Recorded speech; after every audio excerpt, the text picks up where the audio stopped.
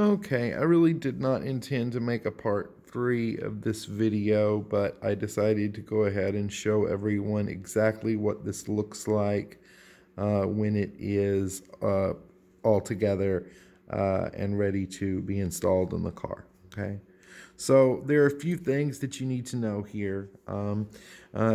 This part of the switch goes through the dash. This extrusion plate slips down over it on top of the dash.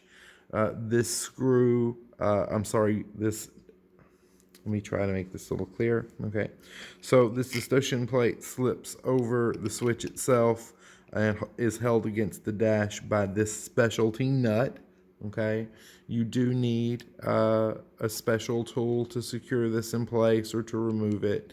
It's just a little cylinder with it's just like this, but smaller in diameter, okay? It's out in the garage, I believe, okay?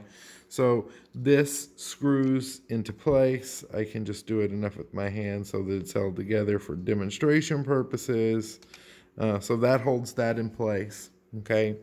If you get the dealer installed accessory washer pump, and it's not operated with the foot pump, it is going to be operated with this switch, okay?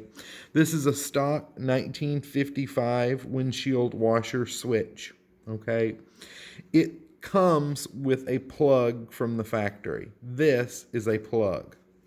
It is held onto this stem with a little set screw. As you can see right there's the little set screw, and it goes on top of this just like that, and then you tighten the set screw. But if you're installing the washer system, you need to remove this plug and install the actual rod for the push button device. If you're doing this for the first time, it's been in there for 60 plus years. It's probably not going to come out that easily, but obviously this is what the little Bakelite, I'm assuming, plug looks like. Well, I dropped it. But hopefully I'll retrieve it before one of my dogs eats it. Okay, so this is the switch.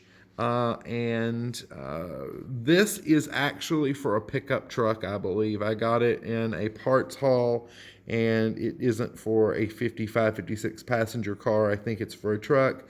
But for demonstration purposes, it will work just fine. It goes right through the back of the switch, just like, well, it should fit right through the back of the switch. Yep, just like that, okay? So this stem rod, see how long, that's way too long. Again, it's not for a 55. But it goes on here like that, and the push button should not stick out that far from on one that was actually correct for this switch. But this is what the whole setup looks like. This button doesn't stick out as far. You press this button and you can kind of feel it moving that seal that I was showing you. And if you look at the back, you may or may not be able to see that that seal is being moved.